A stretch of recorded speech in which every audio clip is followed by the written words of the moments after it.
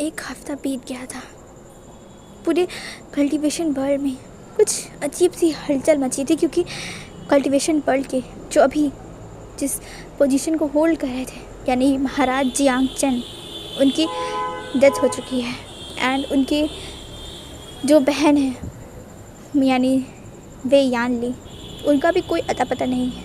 वो अभी किसी को नहीं मिल रही हैं, वो भी पूरी गायब हैं। पूरी कल्टीवेशन वर्ल्ड में उन्हें ढूंढा जा रहा है, क्योंकि किंग विवुशियान पागलों की तरह ये सब कुछ हरकतें कर रहे हैं। वो पागलों की तरह अपनी बहन को ढूंढ रहे हैं, एंड उनका लिटरली अता पता कहीं भी नहीं है। एंड वो पागलों की तरह यानली को ढूंढ रहे हैं। वो बस अपनी शीजे को, उन्होंने जिसे माना था, उसे बस ढूंढ रहे हैं। एंड कल्टीवेशन वर्ल्ड में अफरा तफरी फैली हुई है, हर जगह कुछ ना कुछ चल रहा है। एंड इस सब का सीधा असर पड़ रहा है लैंड क्लैन के ऊपर। लैंड क्लैन के ऊपर बहुत ज़्यादा प्रेशर बन रहा है, क्योंकि पता नहीं क्यों लैंड क्लैन के ऊपर एक अजीब सी बीमारी छाई हुई है। लैंड क्लैन जो खुद ही मेडिसिन में इतना ज़्यादा नॉलेज रखते हैं, बट उन्हें कोई भी ऐसा पता नहीं चला एंटीडोट जिससे वो उसे क्योर कर सके। लिटरली वहाँ पे बहुत सारे लोगों की जान जा रही है। एंड वहाँ के क्लैन लीडर वो खुद भी परेशान है। खुद के अंकल की भी उनकी वही सेम हालत है। उनके अंकल को भी वही उसी वायरस ने इन्फेक्ट किया है, जिसकी वजह से यानी मास्टर लैन अभी बेड पे हैं, वो चल तक नहीं पा रहे हैं। एंड इसीलिए लैंड क्लैन बहुत ज़्यादा परेशान है। एंड यहाँ पर हमारा सीन दिखाया जाता है एक बहुत ज़्यादा डार्क रूम को, जहाँ पर मुश्किल से एक रोशनी दिखती है, बट वहाँ पर हल्की सी रोशनी आती, क्योंकि वहाँ का गेट खुल गया था। एंड देन वहाँ पर जैसी रोशनी आती तो हमें दिखाया जाता है एक पर्सन को बहुत ज़्यादा चीनों से बांधा हुआ है। उसकी पूरी बॉडी में, उसके हाथों को पैरों से अच्छी तरीके से चीन से बांधा हुआ है।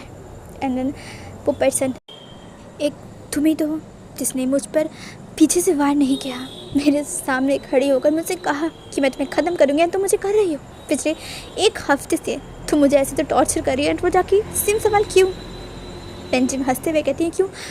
क्योंकि मैं चाहती हूँ तुम मुझे मरते दम तक ना भूलो। जब तुम मरो ना तो कहते हैं ना 7 मिनट तक तुम्हें अपनी पास्ट लाइफ मतलब पास्ट कर्म याद आती है, तो मैं चाहती हूँ उन 7 मिनट में मैं रहूँ। पूरी 1 मिनट मैं तुम्हें चाहती हूँ कि तुम मुझे याद रखो कि मैंने कैसे तुम्हें तड़पा के मारा है। फांग जी हंसते हुए कहता है मुझे मारा है। नहीं बेंचिंग नहीं। बेंचिंग उसकी तरफ शौक से देखती है। फांग जी हंसते हुए कहते हैं मारा नहीं बेंच जी, एक सोलेस पर्सन को तुम कैसे मार सकती हो? मेरी आत्मा तो पहले ही मर चुकी है। ये तो शरीर है जो मरने का नाम नहीं ले रहा, सांस लिए जा रहा है। तुम बस इसे मुझसे अलग करने की बहुत प्यारी कोशिश करी, जिसे मुझे बहुत पसंद आ रहा है, इसीलिए तो मैं तुम्हारे साथ दे रहा हूँ ना। बिल्कुल कॉपरेट करना था कि मैं चाहता हूँ कि मेरी जान निकल जाए एंड मैं इस दुनिया से चला जाऊँ। तुम्हें पता है मेरी माँ हमेशा कहती थी कि आसान, तुम्हें पता है इस दुनिया में सबसे ज़्यादा प्यार तुम्हारी माँ तुमसे कहती है, तुम्हें पता है ना? और मैं नोट करता था, देखो आज भी सही है। इस पूरी दुनिया में सबसे ज़्यादा प्यार मेरी माँ करती है। देखो उसके जाने के बाद आज उनके बेटे के साथ क्या हो रहा है, उसके आसान के साथ क्या हो रहा है।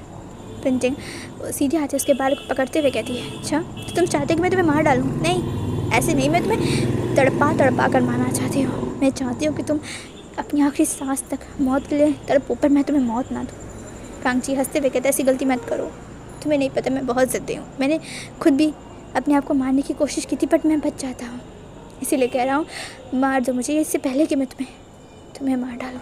अच्छा तुम इस हालत में मुझे मारने की धमकी दे रहे हो? भांगजी हंसते हुए कहता है कोशिश मैंने भी की थी, मैंने भी अपने आप को मारने की कोशिश की थी, बट एक्चुअली क्या है ना, खुद को मार नहीं पाया। वैसे तुम्हें बताया नहीं? क्या नहीं बताया? कि तुम मुझे कैसे मारने वाली हो? हाँ मुझे बताओ, मुझे जानना है। तुम कुछ ज़्यादा खुश नहीं हो? भांगजी हंसते हुए कहता है क्यों नहीं खुश होऊंगा? जो इंसान मर चुका है उसे मारने में क्यों दर्द होगा? जो ऑलरेडी मरा हुआ है उसे मार के तुम्हें सुकून मिलता है तो ये अच्छी बात है ना। चलो किसी को तो मेरी वजह से सुकून मिला, ये तो मेरे लिए खुशी की बात होनी चाहिए है ना। बेंचिंग तुम्हें मैं छोड़ूंगा नहीं। निंग अंदर आओ एंड प्लीज़ अपनी सो कॉल्ड शिजुन को थोड़ा सा पनिश तो करो। एंड तुरंत ही वहाँ पर एक एल्फा आता है एंड उसके हाथों में एक मोटी सी रॉड थी एंड देन वो उसी से भांगजी को हिट करने लगता है। भांगजी हंसते हुए कहता है तो तुम वे निंग हो, निंग हंसते हुए कहता नहीं, एक्चुअली ये मेरा असली नाम नहीं है, ये मेरी असली टाइटल नहीं है। एक्चुअली टाइटल कुछ और है, बट अभी मैं बता नहीं सकता ना, क्योंकि मैं नहीं चाहता तुम अभी जानो। तुम्हारे आखिरी टाइम पे मैं तुम्हें अपना असली टाइटल बताऊंगा, पक्का। और मैं ये क्यों क्यों रहा हूँ मैं वो भी बताऊंगा। फंग जी हंसते हुए कहते अपनी बहन के लिए करें, और क्यों नहीं। वो मेरी सगी बहन नहीं है, वो मेरी सौतेली बहन है। एंड वो जान क्या करोगे जान के, वैसे भी तुम मरने वाले हो, सो बेटर ये होगा कि जस्ट तुम रिलैक्स करो, ओके। मैं तुम्हें बहुत पीसफुल मौत दूंगा, क्योंकि तुमने मेरी सच में केयर की है। उस पूरी गुस्सू में जो मुझसे सबसे ज़्यादा नफरत करती थी, तुमने उसे मेरे लिए एक बहुत ही पीसफुल जगह बना दी। सो मैं तुम्हें आराम से मारूंगा, बहुत ही प्यार से। तुम्हें डरने की कोई ज़रूरत नहीं है। फंग जी हंसते हुए कहता ठीक है। एंड वो चुपचाप वहीं वैसे ही लटका हुआ था, उसके हाथ पैर पूरे बंधे हुए थे, एंड वो ऐसे ही झूल रहा था। एंड वो बिल्कुल भी आवाज़ नहीं निकाल रहा था, मानो उसे दर्द होना बंद हो गया था। नहीं, उसे बहुत ही ब्रूटली हिट कर रहा था, बट फंग जी के मुँह से एक चीख तक नहीं आ रही थी, एक आह तक नहीं आ रही थी। वो स्माइल कर रहा था। फिंचिंग जब ये देखती तो लिटरली उसकी रूह काँप जाती है। वो कहती है उसके चिन को पकड़ते हुए कि फंग जी तुम चीख क्यों नहीं रहे, मैं तुम्हारी चीखें सुनना चाहती हूँ। फंग जी हंसते हुए कहता है चीखें, तुम थोड़ी लेट हो चिंग। एक हफ्ते पहले जब मैं गुस्से से बाहर था ना, मैंने बहुत चीखा था, बहुत ज़्यादा चीखा था, मैंने बहुत रोया था, मैंने बहुत खुद को हार्म किया था, बट उसके बाद मैं मर गया। पता है मैं मर गया चिंग, मैं मर गया। है ना, मुझे नहीं जीना। मैं सच में चाहता हूँ कि तुम मुझे मार डालो, मैं सच में चाहता हूँ तुम मार डालो मुझे।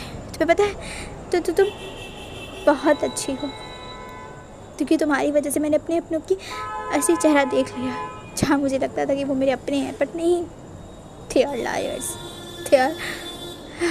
रहने दो, नहीं तुम मारो ना मुझे, तुम रुक गए। ये दर्द मुझे प्यारी लगने लगी है। मुझे अगले ही सीन पर वहाँ से वो दोनों ही चले जाते हैं, फंग जी को बहुत ही ब्रूटली हर्ट करने के बाद। फंग जी एक हल्की सी छेद थी बात, जहाँ से हल्की सी रोशनी आती थी उस रूम में, वो वहीं देख रहा था। वो देख सकता था कि शाम होने वाली है, सूरज ढल रहा है, एंड फिर से ये पूरा रूम अंधेरे में हो जाएगा। एंड अंधेरे से उसे नफरत थी, उसे अंधेरे से डर लगता था, बट आज ये अंधेरा उसे बहुत सुकून पहुँचा रहा है। उसे बिल्कुल डर नहीं लग रहा है इस अंधेरे से, उसे प्यार हो रहा है। फंग जी को अपनी माँ की एक बात याद आती है, क्या सान, अंधेरे से नहीं डरना चाहिए बेबी, अंधेरा तुम्हें कुछ नहीं कर सकता। हाँ, एंड फंग जी सोच रहा था कि हाँ अंधेरा कुछ नहीं कर सकता, क्योंकि उसके अंदर की डार्कनेस इस अंधेरे से ज़्यादा है, इस बाहर की डार्कनेस से ज़्यादा उसके अंदर की डार्कनेस है। एंड अगर वो बाहर आ गई तो फंग जी सच में मर जाएगा। एंड इसीलिए फंग जी थाम कर खुद को अभी तक रुका हुआ है, क्योंकि अभी उसे ठीक करना है, अभी उसे गुस्सू को बचाना है, क्योंकि उसे पता है उस फिंचिंग ने गुस्सू को क्या किया है, एंड उसका एंटीडोट सिर्फ फंग जी के पास है। फंग जी तुरंत ही अपने हाथों को हल्का सा छुड़ाता है, उसकी जो जंजीर थी वो उसे खोल देता है, एंड वो तुरंत ही धड़ाम से नीचे फ्लोर पे गिर जाता है, क्योंकि अब उसमें बिल्कुल भी जान नहीं है। फंग जी तुरंत ही उस पीछे वाली उस वॉल को, जो हल्की सी क्रैक थी, मतलब जिससे से हल्का हल्का रोशनी आ रहा था, उसी के ऊपर पंच करने लगता है। बट इतना ही आसान नहीं था, क्योंकि उसकी हालत ऑलरेडी बहुत बुरी थी। उसकी पूरी बॉडी में से ब्लीडिंग हो रही थी, उसकी पूरी बॉडी ब्रेक हो गई थी, वो टूट गया था। बट फिर भी वो कोशिश कर रहा था उस वॉल को तोड़ने की, बट तुरंत ही एक पर्सन, या कि वॉल टूट गई थी, फंग जी के नीचे था, उसके ऊपर वॉल थी, एंड उसके ऊपर वो पर्सन था जिसने उस वॉल को तोड़ के वो सीधे अंदर आया है। फंग जी अपनी आंखों से उस पर्सन को देख रहा था, एंड वो पर्सन जैसे ही फंग जी को देखता है वो इतना हैप्पी हो गया था कि वो तुरंत ही फंग जी को हक कर लेता है। फंग जी अपनी शेकिंग वॉइस में कहता है, न्यूसंग तुम यहाँ। न्यूसंग हंसते हुए कहता, पागल इंसान, फाइनली मैंने तुम्हें ढूंढ लिया, 1 हफ्ता हो गया है डूड, मैं तुम्हें पागलों की तरह 1 हफ्ते से ढूंढ रहा हूँ, फाइनली तुम मुझे मिले। फंग जी तुरंत ही न्यूसंग को अपने ऊपर से हटाता है, एंड वो ब्रिक्स को भी जो उसके ऊपर गिर गई थी, वो कहते तुम यहाँ क्या कर रहे हो। न्यूसंग कहता है, पागल इंसान, अभी मेरे पास समय नहीं है, चलो यहाँ से जल्दी से जल्दी, मैं तुम्हें यहाँ से लेने आया हूँ, फिर तुम शराब चलो भी। वो तुरंत ही फंग जी को सपोर्ट करने लगता है, उसे उठाने लगता है। वो फंग जी की हालत देख रहा था, वो वाइट रोब्स पूरे रेड हो चुके हैं, बता रहे हैं कि फंग जी का कितना ब्लड हो रहा है, एंड वो रूम में पूरी स्मेल आ रही थी ब्लड की। न्यूसंग उसकी तरफ बस देख रहा था, उसकी आंखों में आंसू थे, बट अभी उसे अपनी भांगजी को बचा कर लेकर जाना है। वो तुरंत ही उसी जगह से जहाँ से वो अभी आया था, वो तुरंत ही भांगजी को लेकर आता है। वो देखता, भांगजी देखता है कि वो एक छोटा सा गड्ढा टाइप का था, मतलब फॉरेस्ट के बीचों बीच था। एंड वहाँ पर एक ढाल थी, शायद न्यूसंग उसके अंदर गिर गया था एंड वो सीधे यहाँ आ गया। न्यूसंग कहता है तुम्हें उस पे से चलना होगा। भांगजी नोट करता है, वो दोनों ही वहाँ से चलने लगते हैं, भांगजी न्यूसंग दोनों ही। एंड देन वहाँ पर भांगजी कहता है तुम यहाँ कैसे आए। न्यूसंग कहता है कि मैं बस तुम्हें ढूंढ रहा था एंड पता नहीं कैसे बट मैं यहाँ जंगल में खो गया एंड देन मैं इस गड्ढे में फिसल के गिर गया एंड अब तो मेरे सामने हो। भांगजी हंसते हुए कहते क्या तुम मुझे नफरत नहीं करते। न्यूसंग कहते नहीं, एक्चुअली ये सब ड्रामा था, मुझे पता है। वेंचिंग ने मुझे सब कुछ बताया है कि उसने कैसे गगा को एंड विंग को फोर्स किया था, कैसे उसने विंग की बहन को पकड़ा हुआ है एंड कैसे पूरी गुस्सू में एक बहुत ही खतरनाक सा वायरस उसने फैला रखा है। डॉक्टर है ना, कुछ भी कर सकती है। मुझे पता है भांगजी, मुझे एक्सप्लेनेशन मत दो। नहीं हंसांग, मुझे बस कुछ चलना है बट मेरे पास एंटीडोट है। क्या मतलब? उसने उस मेडिसिन का एंटीडोट मेरे अंदर इंजेक्ट कर दिया है। वो पागल है क्या तुम्हारे अंदर? हाँ, मेरी खून की बूंदों से वो बन सकता है। वो पूरा एंटीडोट मेरे अंदर है। हाँ तो जल्दी चलो। वांगजी नोट करता है एंड देन न्यूसंग के साथ वो चलने लगता है। वो दोनों ही जंगल के बाहर आ गए थे। ये गुस्सू का ही जंगल था जहाँ पर उस पेंचिंग ने वांगजी को रखा था। वो उसी गुस्सू के जंगल में से रखी थी। न्यूसंग तुरंत ही जंगल से बाहर आता है ना, वो गुस्सू के रास्ते पे था एंड तुरंत ही पीछे से हमला होता है। न्यूसंग तो इसके लिए बिल्कुल भी रेडी नहीं था। वो तुरंत ही वांगजी से दूर जाके गिरता है एंड उसके पूरे हाथ पैर में चोट लग जाती है, उससे ब्लीडिंग होने लगती है। वांगजी पीछे टर्न होता है तो वहाँ निंग खड़ा था। वांगजी निंग की तरफ देखते हैं, कहता है निंग उसकी तरफ देखते हुए कहता है तुम यहाँ क्या कर रहे हो? तुम बच कैसे पाए? हाँ, क्या इस मेगा ने तुम्हें प्रोटेक्ट किया, तुम्हें उस तरफ से बचा के लेके आया? सच में ये कभी नहीं सुधर सकता। मैंने इसे कहा था कि मैं इसके भाई की जान ले लूँगा बट नहीं, ये ओमेगा मान नहीं सकता कि मैं जिसकी जान ले लूँगा। वो न्यूसंग की तरफ बढ़ रहा था पर बीच में भांगजी आ जाता है और निंग वहीं रुक जाता है। निंग उसकी तरफ देखते हुए कहता है तुम्हें अभी भी शौक है सबको बचाने का? हाँ। भांगजी हंसते हुए कहता है क्यों नहीं, वो मेरा इकलौता है ऐसा पर्सन है जिसने आज तक कभी भी मेरे बारे में एक गलत शब्द नहीं बोला। तो क्यों ना मैं प्यार करूँ उस इंसान को, क्यों ना बचाऊँ? एंड वैसे भी वो मेरे गगा का ओमेगा है एंड इसीलिए दूर रहो उसे। तुम्हें अभी भी उसकी पड़ी है जिसने तुम्हें एक शब्द नहीं, इसमें उनकी कोई गलती नहीं है, समझे? ओह कितनी प्यारी हो वांगजी, सच में कभी कभी मुझ पे तुम पे तरस आ जाता है बट सच बता रहे हैं तुम बेवकूफ़ हो। वांगजी हंसते हुए कहते मुझे पता है मैं बेवकूफ़ हूँ बट क्या करूँ, बेवकूफ़ लोग इस दुनिया को चलाते हैं, तुम्हें पता होगा शायद से। एंड ऐसा क्या कर वांगजी तुरंत ही निंग के प्राइवेट पार्ट पे एक ज़ोरदार किक करता है जिससे निंग वहीं बैठ जाते। वो वांगजी की तरफ देखते हुए कहते ये वांगजी कहता है माफ़ कर दो, मेरे पास स्ट्रेंथ नहीं है इससे तो तुमसे लड़ने की, इससे तुम थोड़ी देर के लिए रुके रहोगे एंड इतना टाइम मेरे लिए बहुत है। वो तुरंत ही न्यूसंग के पास जाता है, उसे तुरंत ही उठाता है एंड जल्दी वो दोनों चलने लगते हैं। वांगजी तो खुद ही ऑलरेडी बहुत इंजर्ड था बट उसने न्यूसंग को पकड़ा हुआ था क्योंकि न्यूसंग के पैरों में भी बहुत ज़्यादा चोट लग गई थी गिरने की वजह से, क्योंकि वो जगह पथरीली थी, उसके पैर में चोट लग गई थी। एंड न्यूसंग वांगजी भागने लगते हैं गुस्सू के मेन गेट की तरफ एंड थोड़ी देर बाद वो दोनों फाइनली वहाँ पहुँच गए थे। वांगजी तुरंत ही गुस्सू के उन डिसाइपल्स की तरफ देखता है जो वांगजी को वहाँ देखे ऐसी हालत पे शॉक्ड हो गए थे। वांगजी के चेहरे से पूरी ब्लड गिर रही थी, उसकी पूरी फॉरहेड से खून बह रहा था, उसके पूरे कपड़े गंदे थे, उसके कपड़े फटे हुए थे, जगह जगह से उसकी पूरी बॉडी दिख रही थी। उसे कितना टॉर्चर किया गया था उसे देख के पता सकता था बट वो वांगजी को तो नहीं पहचान रहे थे बट न्यूसंग को पहचान रहे थे। न्यूसंग कहते हटो यहाँ से एंड वो दोनों ही हट जाते हैं। वांगजी न्यूसंग दोनों ही अंदर आते हैं। वहाँ पर न्यूसंग चीखते हुए कहता है अल्फा। सिचैन वहाँ पर ही था, विंग भी वहाँ पर था एंड बाकी सभी लोग वहाँ पर थे। एंड जैसे ही न्यूसंग की इतनी तेज़ वॉइस को सुनते हैं वो सब टर्न करते हैं एंड वो जैसे न्यूसंग के बगल में पर्सन देखते हैं वो दोनों शॉक्ड हो गए थे। न्यूसंग जिस पर्सन को लेकर आया था उसे देखकर वहाँ खड़ा हर एक पर्सन शॉक्ड हो गया था क्योंकि वो वांगजी को पहचानते थे। ऑफ कोर्स वांगजी को कैसे नहीं पहचान सकते। विंग जैसे ही वांगजी की ऐसी हालत देखता है वो तुरंत ही आगे आता है और अपनी अपर रोप से वांगजी को फुल्ली कवर कर देता है। वांगजी जब ये देखता है तो उसके चेहरे में एक डिस्गस्ट आ जाता है। वो सीधे अपनी लड़खड़ाती कदमों से आता है, अपने क्लैन लीडर के सामने आता है और उनके आगे गिर जाता है।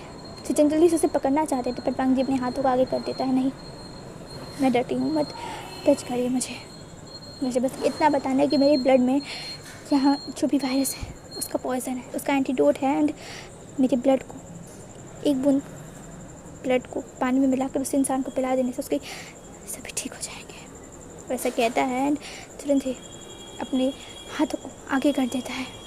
एंड जब से ये सिचान सुनते हैं वो हैरान होकर वांग जी को देख रहे थे। वो कुछ नहीं कहते, वो भी स्टैचू की तरह खड़ा थे। वांग जी बगल में एक डिसेपल को देखते हैं, कहते हैं जल्दी से जाओ हीलर को बुला के लेके आओ, सभी वैद्य को यहाँ लेकर आओ। एंड वो पर्सन तुरंत ही भागते में वहाँ जाता है। कुछ ही समय में हीलर भी दौड़ते हुए वहाँ आ गए थे। वो सभी भी वांग जी की उस हालत को देख के शॉक्ड थे, फुली शॉक थे। हालांकि विंग ने उसे अच्छी तरीके से कवर कर रखा था, बट उसके चेहरे की हालत वो बता रहा था कि उसकी बॉडी का क्या हाल होगा। वो हीलर वहीं रुक गए थे। वांग जी जैसे ही उनकी तरफ देखते हैं तो वो कहता है इधर आइए प्लीज़। वो हीलर भी आते हैं। वांग जी उन्हें सब कुछ बताता है कि कैसे वेंचिंग ने उसे बताया था कि उसने लैंग क्लैन में कौन सा पॉइजन दिया है, उसका एंटीडोट क्या है। उस सभी चीज़ों को उसने वांग जी के अंदर डाल दिया था, क्योंकि वांग जी मरने वाला था। एंड वांग जी को ये गिल्ट रहे कि उसने अपनी कुसु को नहीं बचा पाए, इसीलिए उस गिल्ट में वांग जी धीरे धीरे मरे, इसीलिए वेंचिंग ने ऐसा किया था। एंड वांग जी ये सब कुछ बताता है तो वो हीलर से कहता है कि लीजिए। एंड वो अपने हाथों को आगे कर देता है। उसके हाथ पूरी तरीके से छिले हुए थे, इनफैक्ट उसकी हड्डियाँ दिख रही थी। एंड ये देखकर तो वो हीलर लिटरली डर गए थे। वहाँ पर जो कुछ नए हीलर्स आए थे, जैसे अपॉइंट किए गए थे, वो सब एकदम पीछे हो जाते हैं। वो तुरंत ही एक बोल लेते हैं, मेन हीलर जो महावैद्य थे, और वो वांग जी को ब्लड को उसमें कलेक्ट करने लगते हैं। वांग जी जिसके कुछ नहीं करना था, उसकी बॉडी से तो ऐसे ही ब्लड निकल रहा था, वो उसमें डालता है। एंड वो अपनी काका की तरफ देखते हुए कहता है क्लैन दिलान। एंड ये सुनकर तो सिचन जो भी पूरा फुल शॉक में थे, वो होश में आते हैं। वो वांग जी की तरफ देखते हैं। एंड देन वांग जी कहता है पेनिंग न्यूसांग को वो देख लिया था एंड वो गुस्से पे हमला करने वाला है, प्लीज़ गुस्से को बचा लीजिए। और वो विंग की तरफ देखता है और देन कहता है महाराज वे। जैसे विंग ये सुनता है उसकी पूरी बॉडी शिवर कर जाती है। वो वांग जी की तरफ देखता है और वांग जी कहता है आपकी बहन है। हाँ मैंने देखा इसे, उसे पता है वो वही है और अभी वेनिंग उसे कहीं भी शिफ्ट नहीं कर सकता है, इसीलिए हमारे पास एक मौका है, हम उन्हें बचा सकते हैं। और गगा वो गुस्से के मेन गेट से तो हमला बिल्कुल भी नहीं करेंगे, वो ऑफ कोर्स साइड फ्रंट से करेंगे। सो हमें अपनी सेना को बाहर लेकर जाना होगा गगा। वांग जी ठीक है गगा आप जाइए, पर मैं ही लटका जा रहा हूँ, ठीक है। हाँ, और फूशांग की तरफ आते हुए कहता है सिजे को बचा लीजिएगा। वांग जैसा कहता है एंड वहाँ से चला जाता है। एंड देन यहाँ से हमारा सीन शिफ्ट करके हमें सीधे वॉर ग्राउंड का सीन दिखाया जाता है। वांग जी ने जैसा कहा था साइड फ्रंट पर ही वेंचिंग वहाँ थी अपनी पूरी बड़ी सी सेना के साथ, जो कि शायद बहुत ज़्यादा लोगों की थी। वो वेन क्लैन के लोग थे, वो वेन क्लैन के वही लोग थे जो वेन रूहान के मरने के बाद भाग गए थे एंड उन्हें पकड़ के तो मारा गया नहीं था, इसीलिए वेंचिंग ने उन सबको वापस से एक किया है। एंड आज वो सभी यहाँ खड़े हैं एंड वहाँ पर सिचैन एंड यहाँ तक कि विशान भी वहाँ खड़ा है फाइट करने के लिए। लैंड क्लैन के सभी एल्डर्स वहाँ हैं, सभी लोग वहाँ पर हैं। विशान ने भी अपनी सेना को बता दिया है आने के लिए, बट अभी उन्हें थोड़ा सा टाइम लगेगा, इसीलिए फ़िलहाल के लिए तो लैंड क्लैन यहाँ है। एंड देन वेंचिंग हंसते हुए कहती है तो उस पिद्दी सी ओमेगा ने तुम सबको सब कुछ बता दिया। हाँ उफ। विंग गुस्से में उसकी तरफ देखते हुए कहता है तुमने आके ऐसा क्यों किया? हाँ तुम्हारी क्या दुश्मनी है? मैंने बताया तो मेरे पिता हैं वो। अच्छा तुम्हें नहीं पता वो तुम्हारे कितने अच्छे पिता थे? कम ऑन, माना कि उन्होंने मुझे अपना नाम पब्लिकली अनाउंस करने को तो नहीं कहा, बट मैं उनका सरनेम यूज़ करती हूँ, सो आई एम अ वेन, ओके। एंड मेरे पिता हैं वो, सो मेरे लिए वो हमेशा सही रहेंगे। किसी और के कहने पर मैं अपने ही पिता को गलत नहीं ठहराऊँगी, समझे? और हाँ वैसे भी तुम्हारा मेगा काफ़ी बुद्धू है, उसने ये तो बताया कि उसके अंदर इस वायरस का पॉइज़न है, बट ये नहीं बताया कि उसके अंदर पॉइज़न है। क्या तुमने उसे ट्रीट किया है या मर गया वो? हाँ, वुशियान ये सुनता है तो हैरान हो जाता है। एंड देन वेनिंग वहाँ पर एक ओमेगा को लेकर आता है, एंड ये देखकर तो वुशियान हैरान हो जाता है। वुशियान चीखते हुए कहता है शिजे। यानली जो कि थोड़ी सी इंजर्ड थी, वो हल्का चल नहीं पाए तो उसके पैरों में चोट लगी थी। वुशियान गुस्से में कहता है वेनिंग उसे छोड़ दो ना। वेनिंग हंसते हुए कहता है छोड़ दो। नहीं, ऑफ कोर्स नॉट, मुझे वांगची चाहिए एंड हम डील करते हैं। टेक योर सिस्टर एंड मुझे वांगची दे दो। मैं यानली में कोई इंटरेस्ट नहीं रखता हूँ, मुझे तो सिर्फ वो ओमेगा चाहिए, समझे? पिंक गुस्से में कहता अपनी ज़बान लगाम रखो, ओमेगा है वो मेरा। अच्छा ओमेगा है वो तुम्हारा, बट वो तो रिजेक्ट कर दिया है ना तुम्हें, तो कैसा ओमेगा वो तुम्हारा? हाँ शट, मैंने अभी भी उसे रिजेक्ट नहीं किया है, वो मेरा मार्क्ड ओमेगा है, भूलो मत। और सच में वो तुम्हारा मार्क्ड ओमेगा है। चलो चलो ये तो अच्छी बात है, तो क्यों ना तुम अपनी ओमेगा को मुझे सर्व करो एंड मैं तुम्हारे सिजे को तुम्हारी तरफ देता हूँ। हाँ, वुशियान गुस्से में कहता है एक शब्द और पेंडिंग तुमने बोला ना तो आई स्वेर फिर तुम्हारे 100 पीसेस करके कुत्तों को खिलाऊंगा, समझे? महाराज भी वुशियान इतना गुस्सा नहीं, भूलिए मत आपकी बहन मेरे पास अभी भी है एंड मैं उसके साथ कुछ भी कर सकता हूँ। विनिंग तभी वहाँ से एक आवाज़ आती है, विनिंग मैं यहाँ हूँ। पीछे सब दिखते हैं तो वहाँ पर वांगची खड़ा था। उसकी हालत कुछ खास ठीक नहीं थी, बट शायद उसकी काफ़ी सारी बैंडेजेस हो गई थी, उसने रोप्स चेंज कर लिए थे तो वो काफ़ी ठीक ठाक दिख रहा था। वांगची कहता है तुम्हें मैं चाहिए ना विनिंग, तो चलो चीज़ों को यहाँ दो, मैं तुम्हारे पास आता हूँ। अच्छा तुम्हें क्या मैं उल्लू दिखता हूँ? हाँ, वांगची हंसते हुए कहता है नहीं, तुम उल्लू क्यों दिखोगे मुझे, तुम इंसान हो। लैंड वांगची हाँ हाँ ठीक है, मैं आ रहा हूँ ना, और मैं वादा करता हूँ मैं तुम्हारे पास आऊँगा बस। हाँ तो ठीक है, माना था कि तुम लैंड हो या नहीं हो मुझे से फ़र्क नहीं पड़ता, पर तुम अपने वादा निभाते ज़रूर हो। आई स्वेयर, वांगची हंसते हुए कहता है ऑफ कोर्स मैं अपना हर एक वादा निभाता हूँ। वांगची स्माइल करता है। सिचन उसके पास दौड़ कर आते हैं, कहते वांगची क्या बकवास कर रहे हो, वापस जाओ, तुम यहाँ क्या कर रहे हो? वांगची सिचन की तरफ देखते हुए कहता है क्लान लिटलान आपको मेरी इतनी चिंता करने की कोई ज़रूरत नहीं है, ओके? वांगची भाई बस करिए, मुझे इसका ख़त्म करना है एंड मुझे ही ख़त्म करना है। वांगची सिचन की आंखों में डायरेक्ट देखता है एंड देन सिचन पीछे हो जाते हैं। वांगची वहाँ से सीधे चलने लगता है। वांगची को कोई नहीं रोक रहा था, वुशियान भी बस वहीं खड़ा हुआ था। एंड देन वांगची जैसे ही आधे रास्ते पहुँच जाता है वो चीखते हुए कहता है वेनिंग वहाँ से रिलीज़ करो सिजे को।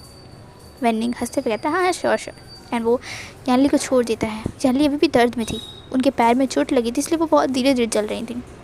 वांगची आगे चलता है एंड यानली जैसे ही वुशियान के पास पहुंच जाती है वांगची सीधे वेनिंग के सामने आके खड़ा हो जाता है। वेनिंग कहता है ओह सच में तुम कितने ज़्यादा एडोरेबल हो, तुम्हें पता है कि नहीं वांगची? वांगची हंसते हुए कहता है ऑफ कोर्स मैं जानता हूँ कि मैं कितना एडोरेबल हूँ एंड मैं कितना ख़तरनाक हूँ, ये तुम अब जानोगे। एंड वो ऐसा कहता ही है कि वो जो उसने अपने रोप्स में से एक खंजर छुपाया हुआ था वो तुरंत ही उसे निकालता है एंड वेनिंग के सीधे दिल पर स्टैप कर देता है। वेनिंग उसकी तरफ हैरान भरी आंखों से देखते हुए कहता है तुम वांगची हंसते हुए कहता है क्या मैं? इसके अंदर पॉइज़न है जो शायद तुम्हारी बहन अच्छी से जानती है क्या है ना? वो वेनिंग की तरफ देखता है, व्यक्ति जो एकदम हैरान होकर देख रही थी। वेनिंग के पास सीधे वेनिंग दौड़ कर आती है, वांगची को उधर से पुश कर देती है। वांगची हंसते हुए कहता है फिक्र मत करो, ये वही जहर है जो मेरे ब्लड में है एंड मैंने इसे अपने ही ब्लड से साफ़ किया है, सो मुझे बहुत खुशी होगी इसका एंटीडोट जानने में। वेनिंग चीखते हुए कहती तुम्हें मैं छोड़ूंगी नहीं, एंड वो ऐसा चीखती है। वो वेनिंग को ले जाने ही वाली थी बट वांगची कहता है कोई फ़ायदा नहीं है। इन 3, 2 and 1 वेनिंग ख़त्म। एंड जैसे ही वांगची कहता है वेनिंग उसकी तरफ देखती है, सही में वेनिंग कोई भी रिएक्ट नहीं कर रहा था, उसकी सांसें थम चुकी थी। वांगची की तरफ वेनिंग गुस्से में हाथ बढ़ती है एंड तुरंत ही उसके ऊपर हमला करती है। वांगची की जो अच्छी तरीके से बचता है खुद को, बट क्योंकि वो अभी भी इंजर्ड था वो इतना क्विक नहीं था, इसीलिए उसकी वेनिंग के कुछ तलवारों के निशान उसके ऊपर आ रहे थे। वांगची हंसते हुए कहता है वेनिंग तो मर चुका है, अब उसकी शिजे को भी तो अच्छे से मारना होगा ना मुझे, या कह लो उसकी मदर को। फांगची वेंची की तरफ देखता है तो वेंची कहती हाँ मैंने उसे अडॉप्ट किया था, मेरा बेटे की तरह है वो, मैंने उसे उस सड़क से उठाया था तो मैंने उसे बड़ा किया है। वेंची गुस्से में उसकी तरफ देखते हुए कहती है एंड अब मैं तुम्हें उसी के पास पहुँचाऊँगी। फांगची हंसते हुए कहता है मैं तो उससे पहले ही वहाँ पहुँच चुका हूँ, तो मुझे क्या ही पहुँचाओगी। एंड वैसे कहता है एंड सीधे अपनी पास से छुपाया जो दूसरा खंजर था वो सीधे वेंचिंग के हार्ट में स्टैप कर देता है। वेंचिंग जो बातें करने में थोड़ी सी बिजी थी, वो ध्यान नहीं देती कि वांगजी का मूवमेंट क्या था, एंड वो तुरंत ही ज़मीन पे गिर जाती है। वांगजी हंसते हुए कहता है ऑफ कोर्स माय लव। वो वेंचिंग के बालों को कस के पकड़ता है, कहता है तुमने बहुत गलतियाँ की हैं, सबसे पहली गलती कि तुमने मुझे हर्ट करने की कोशिश की, बट अफसोस मैं नहीं हो सकता क्योंकि मुझे सच्चाई पता है, मुझे पता है कि तुमने फोर्स किया था। एंड पता है तुम्हें मैं अच्छे से सब जानता था। मैं जब 1 हफ्ते पहले गुस्से से बाहर निकला था तो वहाँ मैंने तुम्हारी और इसकी बातें सुन ली थी, मैंने देख लिया था इससे तुम्हें मिलते हुए। मैंने वहाँ कुछ बातें भी सुनी थी बट पूरी नहीं, इसीलिए मैंने खुद को किडनैप होने दिया। मैंने वो सब कुछ ड्रामा किया, मैंने जो हो रहा था उसे होने दिया क्योंकि मुझे तुम्हें ही मारना था अपने ही हाथों से, क्योंकि तुमने उस पर्सन को मार डाला जिसकी कोई गलती नहीं थी। अच्छा उसकी गलती नहीं थी, उसके ही बाप की वजह से तुमने अपनी माँ बाप को खो दिया, तो क्यों ना मैं उसे मार डालूं। गलती उसके पिता ने की थी, उसने नहीं, उसे तो पता भी नहीं था कि ऐसा हुआ था, तो उसकी क्या गलती। क्यों खून नहीं होता, उसके बाप की हर प्रॉपर्टी उसे मिल सकती है, तो उसके बाप के हर कर्म की सज़ा क्यों नहीं। ये कोई न्याय नहीं होता और हम न्याय करने वाले नहीं हैं। तुम रिग्रेट करोगे। वांगजी हंसते हुए कहता है मैं रिग्रेट करता हूँ, ऑफ कोर्स मैं करता हूँ, इसमें कोई नई बात नहीं है, मैं करता हूँ माय लव। एंड वैसे कहता है एंड तुरंत ही वेंचिंग को फिर से दूसरा खंजर जिसके हाथों में था उसे स्टैप कर देता है। वेंचिंग कहती है आई स्वेयर इस लाइफ में तो मैं तुम्हारा अंत नहीं देख पाई, बट आई डैम श्योर मैं नेक्स्ट लाइफ आऊँगी एंड मैं तुम्हें अपनी हाथों से मारूंगी। वांगजी हंसते हुए कहता है कहीं ऐसा तो नहीं है कि बेटा बन जाओ मैं तुम्हारा एंड मेरी माँ बन जाओ तो करने को कुछ भी हो सकता है माई बिलव्ड टोमेको। वांगजी स्मग करता है एंड तुरंत ही वेंचिंग वहाँ गिर जाती है। वांगजी उन सभी फ्रेंड्स की तरफ देखता है एंड देन वो सिचन की तरफ देखते हुए कहता है इनका आपको क्या जो भी करना है आप करिए, पर ये बचने नहीं चाहिए। और वैसे कहकर वहाँ से तुरंत ही वापस चलने लगता है। वांगजी की जो भी हरकतें थी वो सब नहीं देखी थी, वांगजी कैसे बिहेव कर रहा था, वांगजी कैसे एग्रेसिव हो गई, उसने उन दोनों को इतने आराम से मार डाला। वांगजी के पूरे कपड़ों पर उन दोनों का ब्लड था बट वांगजी को कोई फ़र्क नहीं पड़ रहा था। वांगजी ऐसी एकदम अजीब हालत में बस चल रहा था। वांगजी बस जाता है सीधे हीलर के पास एंड वो वहीं पर हीलर को अपनी चोट दिखाता है, उसे ट्रीट कराता है एंड देन वो बिल्कुल भी बाकी कुछ काम नहीं करता। वो तुरंत आता है अपनी रूम जिनशी में जहाँ पर ऑलरेडी बहुत ज़्यादा सन्नाटा था। वांगजी को बहुत ही कंफर्टेबल लग रहा था। वांगजी अपनी रोब चेंज करता है, हल्का सा बात लेता है क्योंकि अभी भी उसकी पूरी जख्म पे चोट थी, पूरी बॉडी में चोट थी एंड वो उसे ट्रीट करता है, मेडिसिन अच्छी तरीके से अप्लाई करता है एंड बिना बस एक पतला सा लेयर ऑफ रोप पहन कर वो सो जाता है। वो बहुत ही पीसफुली सो जाता है, मानो कोई फ़र्क ही नहीं पड़ रहा उसे। एंड पीछे जो भी सब थे वो वांगजी को हैरान होकर देख रहे थे। जिनशी में तो कोई नहीं आया था बट हाँ वांगजी को जो ये सारी हरकतें थी परेशान सब बाकी सब उसे देख रहे थे। और बेनिंग हंसते हुए कहता है लीजिए कर लिया आपने मेरे दोस्त को मार डाला, खुश हो गए आप लोग हाँ अल्फा होना तुम उसके। वो शैन की तरफ देखते हुए कहता है तुम्हें तो खुशी होना चाहिए, जाओ तुम्हें जितनी सारी ओमेगा रखनी है ना तुम रखो। अब वांगजी को कोई फ़र्क नहीं पड़ता कि तुम्हारे पास क्या है क्या नहीं है। मुझे नहीं लगता कि वो कुसु में रहेगा अभी, तो कुसु का नहीं है ना, वो लैंड नहीं है ना। देखें बच्ची चैन की तरफ देखते हुए कहता है देखो फॉर रिबन ले लिया है उसने and I am damn sure जब भी उठेगा वो ना वो एक पल के लिए भी कुसु में नहीं रहेगा। चिचन तुमने बहुत गलत किया है, तुमने सच में बहुत गलती किया है, तुमने जानबूझ के ये सब कुछ किया एंड मुझे फोर्स किया चुप रहने को। तो देखो तुम्हारा भाई अब तुम्हें कैसे तड़पाता है, पर मैं तो बिल्कुल इसका साथ देने वाला हूँ। तुम्हें बहुत प्यार है ना मुझ पर, तो ठीक है, अब मैं तब ही शादी करूँगा जब वांग जी हैप्पीली होकर यहाँ शामिल होगा गुशों में हमारी शादी में, वरना भूल जाओ कि तुम्हारा कोई होने वाला ओमेगा भी था। न्यूज़ान गुस्से में ये कहता है एंड वहाँ से चला जाता है। मोरन चू वेनिंग सब वहीं थे, सब खड़े होकर बस सुन रहे थे, बट अभी कोई कुछ नहीं कर रहा था। वांग जी ने जिनसी में जाकर उससे पहले ही वहाँ पर जो 2 गार्ड्स खड़े थे जिनसी के बाहर, उन्हें सब कुछ बोल दिया था कि जिनसी में कोई एंटर नहीं करेगा, समझे। एंड वहाँ उसने बंद कर दिया था जिनसी को, बट लॉक नहीं किया था।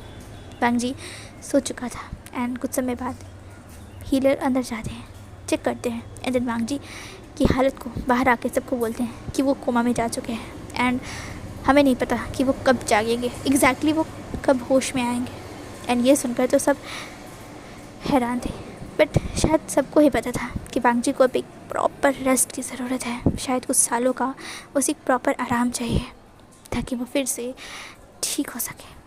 वो सब नोट करते हैं एंड देन अपने अपने वर्क के लिए चले जाते हैं। वो शियान वापस से अपने राज्य के लिए चला जाता है क्योंकि उसके भाई यानी कि उसके ब्रदर चैंग की डेथ हो चुकी है एंड इसीलिए अब उसे अपनी क्लैन को, अपनी राज्य को, उस पर कल्टिवेशन वर्ल्ड को वापस से संभालना होगा।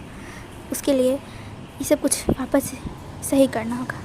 सिचैन भी अपनी क्लैन को सुधार रहे थे, बट वांग जी एक पीसफुली नींद में जा चुका था एंड अब वो कब उठेगा, क्या होगा, कोई नहीं जानता। एंड